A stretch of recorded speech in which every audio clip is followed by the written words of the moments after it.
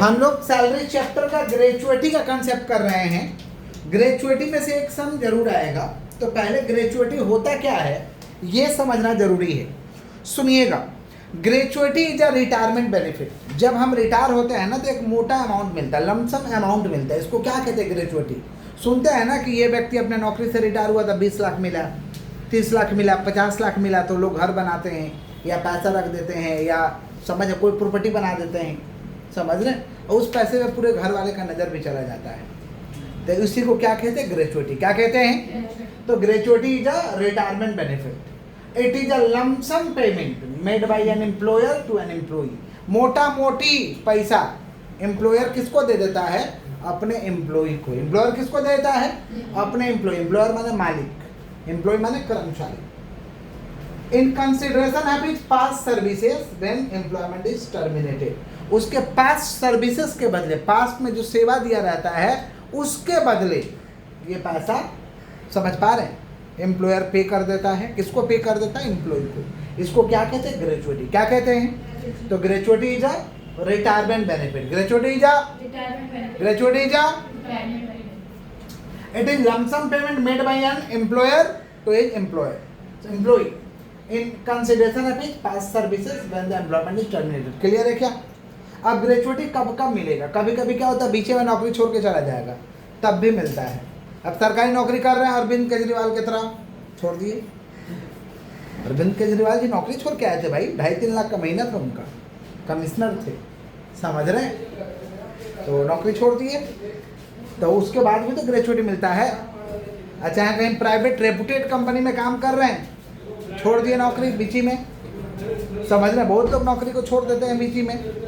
तो on continuation of service, माने service आपका था, नौकरी आपका बचा हुआ था लेकिन आप छोड़ दिए और आपको ग्रेचुइटी मिल रहा, चाहे आप कोई भी हो, टैक्स लगेगा, फुली टैक्सेबल। माने इसमें कैलकुलेशन नहीं होगा, जो हुआ चुपचाप इतना पे टैक्स लगेगा, बात करते, समझ गए? मरने के बाद एम्प्लॉय मिलेगा, चाहे गवर्नमेंट एम्प्लॉय हो या नॉन गवर्नमेंट एम्प्लॉय हो, मरने के बाद भी आपको ग्रेचुइटी मिलेगा। After the death of employee, मरने के बाद जब ये ग्रेचुइटी मिलेगा, तो चाहे आप गवर्नमेंट एम्प्लॉय हो या नॉन गवर्नमेंट एम्प्लॉय हो, जो भी पैसा घर वाले को मिलेगा वो पूरा माफ है, फुल्ली एकदम, कोई टैक्स नहीं लगेगा। On termination of service, duty पूरा करके हम रिटायर हो रहे हैं, ड्यूटी को पूरा करके रिटायर हो रहे हैं, तो अगर गवर्नमेंट एम्प्लॉय है तो पूरा माफ है, फुल्ली एग्जम्प्टेड, उस पर टैक्स नहीं लगेगा। लेकिन अदर एम्प्लॉय है तो कुछ माफ है, कुछ पे लगेगा, कुछ माफ है, कुछ पे।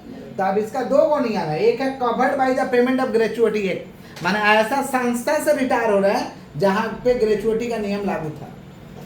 Covered by the payment of gratuity act, माने ऐसा संस्था से आप रिटायर हुए हैं जहां पे ग्रेचुइटी का नियम था, तो उसको कहते हैं कवर्ड। और ऐसा संस्था से रिटायर हुए जहां पे ग्रेचुइटी का नियम ही नहीं था, not covered by the payment of gratuity act, not covered by the payment of, समझ रहे हैं क्या बोल रहे हैं? तो उसका भी कैलकुलेशन होगा। तो कवर्ड का कैलकुलेशन अलग होगा, नॉट कवर्ड का कैलकुलेशन अलग होगा। ये है कवर्ड का format. Covered by the payment of gratuity act, exam में बोला रहेगा, क्वेश्चन में बोला रहेगा कवर्ड है कि नॉट कवर्ड है, नहीं बोला रहेगा तो कवर्ड मान के बनाएंगे, नहीं बोला रहेगा तो कवर्ड मान के बनाएंगे। समझ पा रहे हो? अब ये बनेगा कैसे, सुनिए। Computation of taxable gratuity for the assessment year 24-25। Taxable gratuity निकाल दे कब के लिए भाई? 24-25 के लिए। कब के लिए? सबसे पहले लिख देंगे ग्रेचुइटी रिसिप्ट, ग्रेचुइटी जो मिला वो लिख देंगे। Less minimum of the following exempted under section 10 subsection 10 subsection 3। अगर सेक्शन परफेक्ट याद हो तो लिखिएगा, सेक्शन परफेक्ट ना याद हो तो मत लिखिएगा, समझ पा रहे हैं? तो minimum of the following exempted, पहला actual gratuity receipt, actual gratuity जो मिला वो लिख दीजिएगा। स्टैट्यूटरी अमाउंट 20 लाख है, ये फिक्स अमाउंट है, नियम का है, सरकार बोला छूट देंगे लेकिन 20 लाख से ज़्यादा नहीं, इसी को हम कहते हैं स्टैट्यूटरी अमाउंट। 20 लाख से कम देंगे लेकिन इससे ज़्यादा नहीं। और लास्ट तीसरा है 15/26, महीना में 4 को संडे, इसीलिए 30 में से 4 गया 26, 15/26 into completed year of service into salary per month. अब सैलरी में आएगा बेसिक और डीए, बेसिक को ले लेना, डीए को ले लेना है। कंप्लीटेड ईयर ऑफ सर्विस का मतलब जो कंप्लीट कर लिया तो कंप्लीट है, और any fraction month will be converted into 1 year if excess of 6 month. माने फ्रैक्शन मंथ जो रहेगा अगर 6 महीने से ज़्यादा है तो 1 साल में कन्वर्ट हो जाएगा। जैसे मान लो 29 साल 7 महीना ड्यूटी करके रिटायर हुए, तो 6 महीने से ज़्यादा नहीं फ्रैक्शन वाला, तो साल हो जाएगा 30 साल। 29 साल 5 महीना नहीं कन्वर्ट होगा, 29 साल।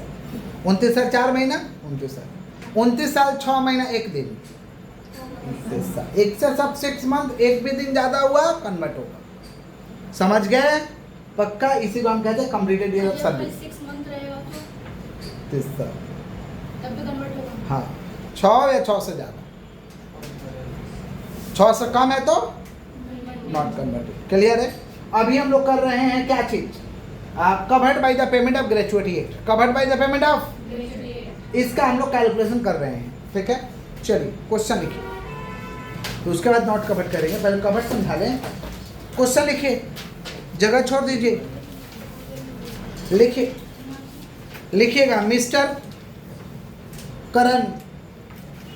करण retired, mister Karan retired on 1/7/2023। Mister Karan retire on 1/7/2023 after completion of 27 years 5 months, 27 years 5 months after completion 27 year 5 month of service, comma, and received 6 lakh gratuity, received 6 lakh gratuity from his employer, gratuity from his employer, employer मैंने मालिक से मिला उसको, full stop, From his employer, full stop, उसके बाद full stop. He is covered by the payment of gratuity act, he is covered by the payment of gratuity act, he is covered by the payment of gratuity act.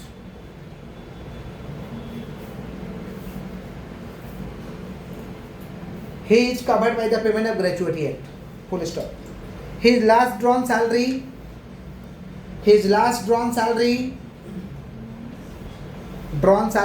नीचे एक एक करके लिखिएगा, नीचे एक एक करके लिखिए। His last drawn salary नीचे एक पहला लिखिए। Basic salary 5,000 per month, basic salary 5,000 per month. उसके बाद लिखिए DA 3,000 per month, commission 1,000 per month, उसके नीचे फीस 2,000 पर मंथ, कमीशन से 1,000 पर मंथ। उसके बाद फीस 2,000 पर मंथ, उसके बाद फीस 2,000 पर मंथ। इसको बनाना है, कैसे बनेगा सुनिए। यस, कैसे बनेगा सुनिएगा, कैसे बनेगा सुनिए। देखिए ये हम लोग का फॉर्मेट है, ये फॉर्मेट है। क्वेश्चन एक बार पढ़ के सुनाते हैं। करण रिटायर्ड हो गया है, कितना तारीख को रिटायर हुआ? 17/1/7/2023। कितना साल कंप्लीट कर गए? 27 साल 5 महीना। ईयर कितना माना जाएगा? 27 साल। कितना ग्रेचुइटी मिला? 6 लाख। कौन सा मेथड से है भाई? Covered by the payment of gratuity है। सैलरी दिया हुआ है, बेसिक सैलरी 5,000, डियरनेस अलाउंस माने डीए, महंगाई से बचने के लिए एम्प्लॉय को जो पैसा देते हैं उसको डीए कहते हैं। महंगाई से बचने के लिए जो पैसा देते हैं एम्प्लॉय को उसको क्या कहते हैं? डीए कहते हैं। तो डियरनेस अलाउंस कितना है भाई? 3,000 रुपया पर मंथ। कमीशन फी जो एक्स्ट्रा दिया उसको कोई मतलब नहीं है, क्या कि सैलरी का डेफिनेशन में सिर्फ और सिर्फ क्या आता है?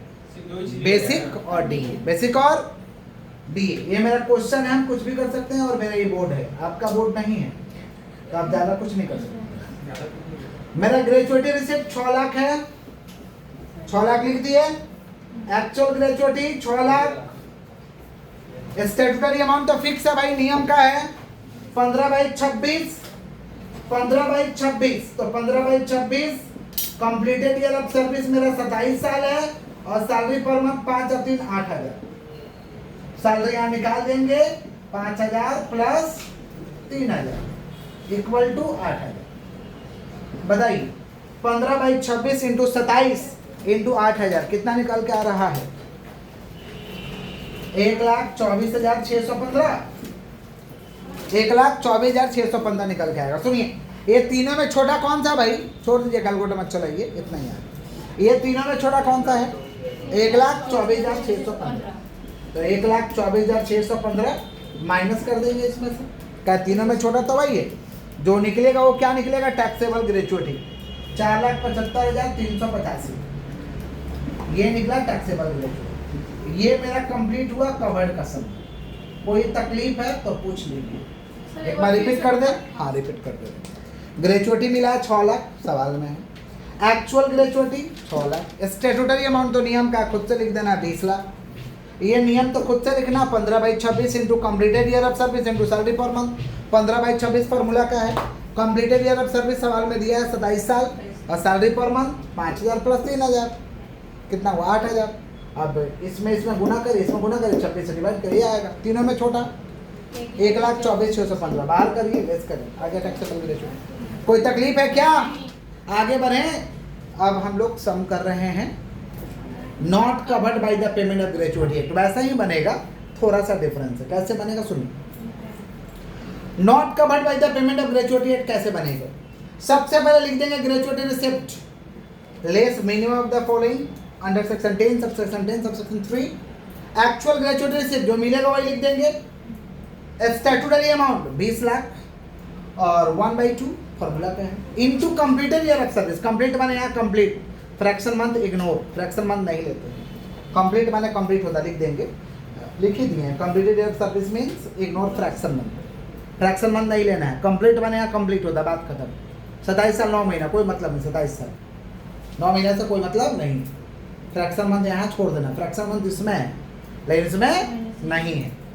अच्छा, into average salary per month. देख रहे हैं एवरेज। एवरेज सैलरी माने जहाँ से रिटायर हुए हो ना उसके पिछले महीना से, जहाँ से रिटायर हुए उसका पिछला महीना से बैक जाएंगे 10 month.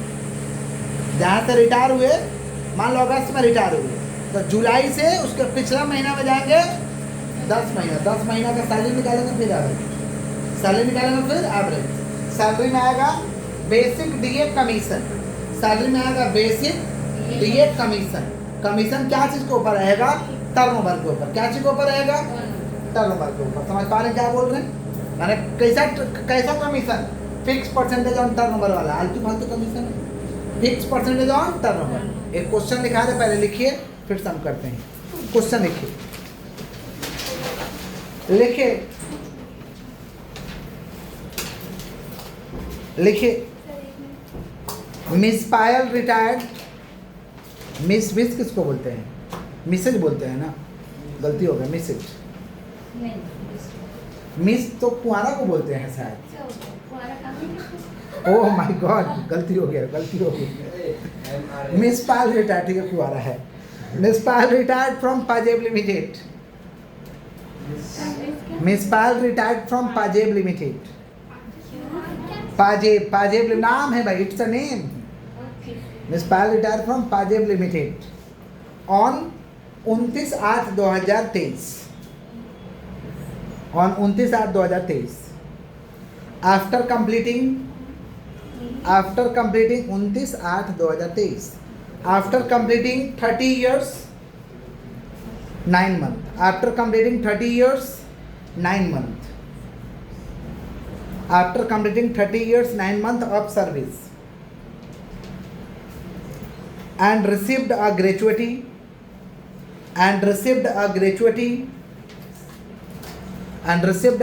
rupees 2 lakh। received a gratuity rupees 2 lakh। हो गया, full stop. Her last drawn salary, her his नहीं, हर HER, हर लेडीज है। Her last drawn salary basic 10,000 per month. Basic 10,000 per month, comma DA 5,000 per month. 10,000 per month, comma DA 5,000 per month, comma commission being a fixed percentage on turnover। commission being a fixed percentage on turnover। commission being a fixed percentage on turnover rupees 2,000 per month। Sir commission being a fixed percentage on turnover rupees 2,000 per month। ₹2000 per month हो गया, full stop. उसके बाद her last increment बाज 1/1/2000 क्या लिख पाए हैं? Her last increment बाज 1/1/2023, हर लास्ट इंक्रीमेंट बाज 1/1/2023 in basic 1000 and in DA 500 and in DA 500 DNS अलग है, DA 500 full stop. Find taxable gratuity,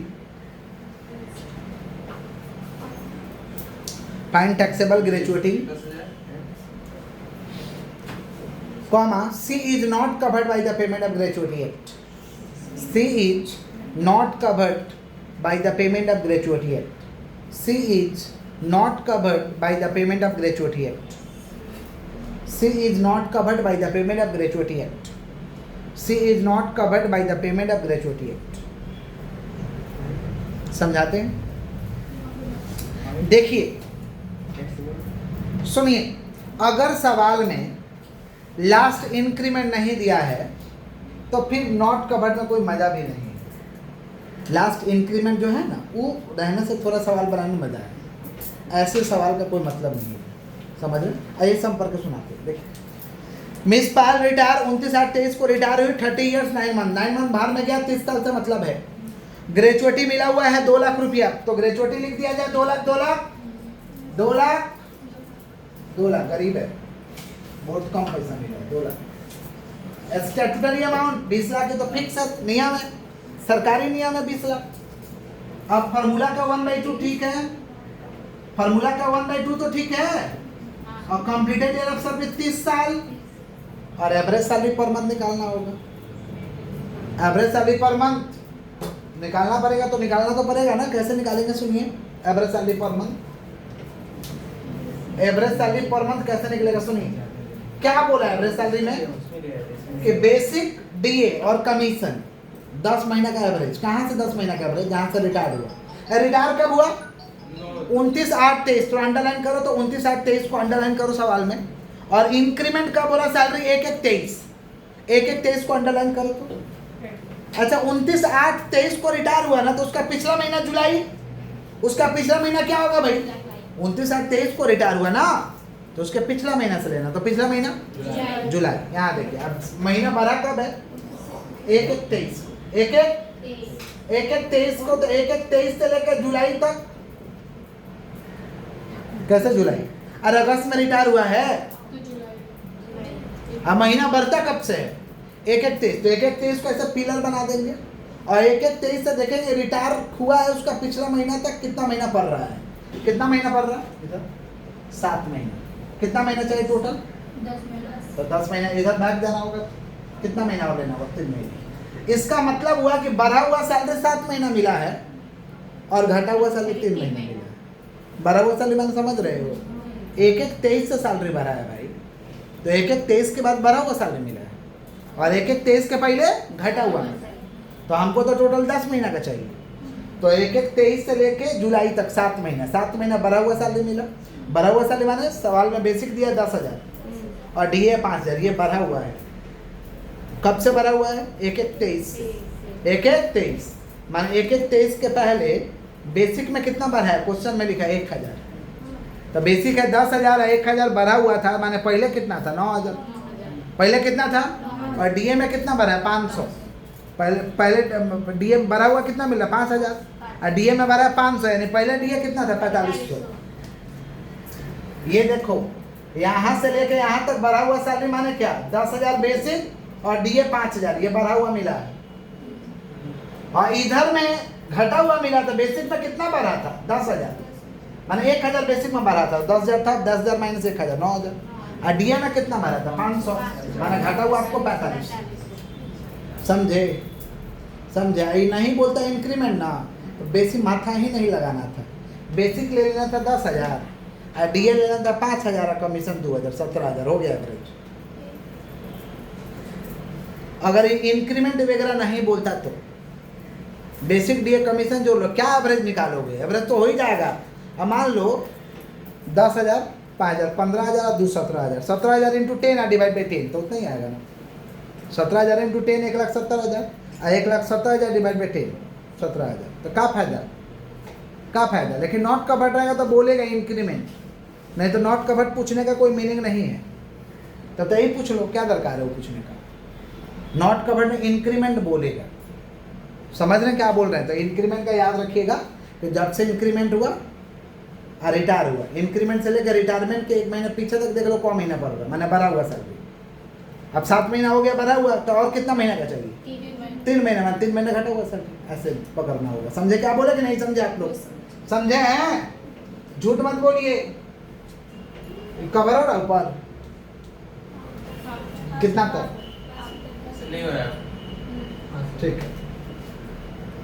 सुनिए तो बेसिक कितना है भाई? बेसिक 10,000 बढ़ा हुआ इंटू 7 प्लस 9,000 घटा हुआ इंटू 3, यही ना? जो भी आगे जोड़ लेंगे डीए। 5,000 बढ़ा हुआ इंटू 7 और 4500 घटा हुआ इंटू 3, यही ना? तो 10,000 इंटू 7 70,000 और 9,000 इंटू 3 27,000। 70 27 97,000। और ये 5,000 इंटू 7 35,000 और 45 इंटू 3 कितना हो रहा है? 4 3 12 13,500। तो 35,000 प्लस 13,500 कितना हो रहा है? 48,500 हो गया। अब कमीशन तो सीधा सीधा 2,000 बैठा देंगे, 2,000 इंटू 10, 2,000 इंटू कितना हो गया? 20,000। अब जोड़ लो 97,000 प्लस 48,500 और प्लस 20,000 जोड़ के बताओ तो कितना हो रहा है? 97,000 48,500 plus 20,000 1,65,500। 1,65,500 1,65,500। Therefore 10 month average salary, therefore 10 month तो 10 से डिवाइड करो। 1,65,500 डिवाइड बाई 10 कितना हो रहा है? 16,550 16,550। तो 1/2 फार्मूला का है, 30 फार्मूला का ही है, फार्मूला मैंने सवाल का है। और एवरेज सैलरी कितना है? 16,550। 16,550 निकाल लो, ठीक है? कितना आ रहा है? 2,48,250। बताओ तो तीनों में छोटा कौन सा है? 2 लाख। तीनों में छोटा कौन सा है? 2 लाख। नहीं रहेगा। 2 लाख माइनस 2 लाख नहीं, टैक्स नहीं लगेगा।